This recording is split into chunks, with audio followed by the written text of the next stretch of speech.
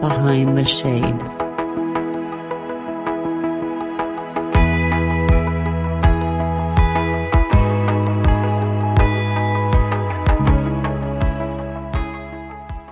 Of course, you are so gracious. Thank you. Amanda Blackwood. I live in Denver, Colorado currently with my amazing husband and our 6 cats. I think last time we spoke, I had a dog also. The dog has since passed. She was very old. So we're down to only 6 cats. Can you imagine?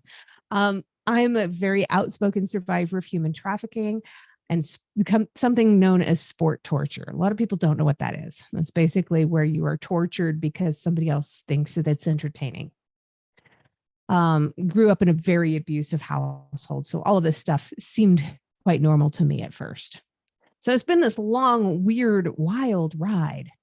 For people that want to know a lot more about me and a lot more about my story, my 2 websites are growthfromdarkness.com and detailedpieces.com. Both of these are named after books that I've written, which I now have 13, which is a few more since last time we talked. Congratulations, 13 books. Wow. I'm hoping one day that I can actually get one under my belt because I know it's such a beautiful experience because it's like you're immortalizing your life when you put it in a book, right? Like how was that experience for you sharing your journey, sharing your open up your life basically into these books that you've written? So doing it with my autobiography was probably the biggest challenge. I mean, it was also one of the fastest books I've ever written because, of course, I knew where the story was going. It only took me 1 month to write my entire autobiography. But this was because I had gone through years of extensive therapy at this point. I was finally ready to do it. And I'd wanted to do it for a long time before that. And I kept on putting it off. I couldn't figure out why I was putting it off. But in the end, it turned out that I just wasn't ready before that. So when you're ready, it all comes flooding out. And if you feel like you're not ready yet, at least try. And the reason I say that is because journaling and creativity help us to take back a sense of control over something in our lives. And the need for control is a trauma response that most trauma survivors have to figure out how to cope with. Writing, painting, drawing, these are all really great ways, and cooking are great ways of having a sense of control over something in your life. And you don't have to focus so hard on everything else around you that there's no way you'd ever be able to control.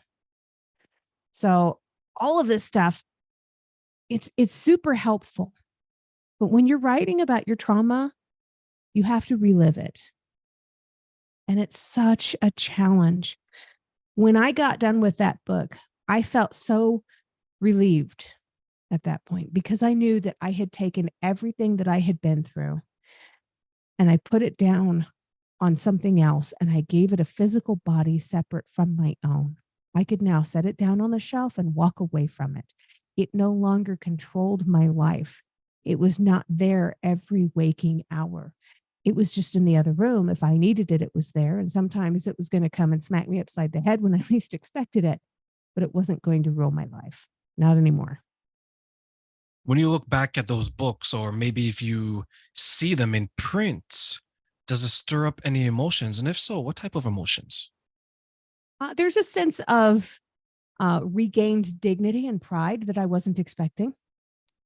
So people were starting to find me because the last man that trafficked me made me famous on a pornography website.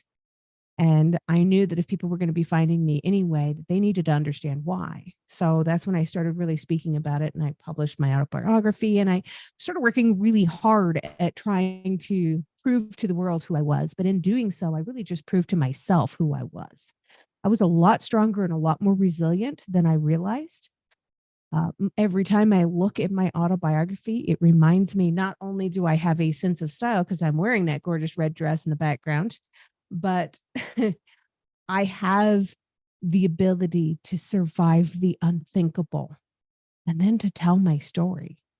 Now, less than 2% of all victims of human trafficking survive. Most die. Most are killed. Most commit suicide. Their mortality rate is astronomically high. I was lucky enough, blessed enough to be able to get out. And I was blessed enough to be able to be given a voice to speak up. I cannot help but feel that I'm doing some good in the world. It's not about me. It's about being able to reach out to other people that are going through stuff and saying, hey, look, this is possible. Let me help you. Let me show you. Let me take your hand and walk you through this. We'll get there together. Was there ever a point looking back where you felt survivor's guilt and wondered why me and why not so many others? Oh, for so long. So the second time I was trafficked, well, first of all 3 times that I was trafficked, I had no idea that what I was going through had a name. I didn't realize that until many years after the last incident. But the second time I was trafficked, I was basically sold as a commodity, as a slave on the market by a couple who were my landlords to a man named Esteban. My life was worth somewhere in the neighborhood of $90, I think, for my whole life, the rest of my life. And when I was locked up in that small room, I was not alone.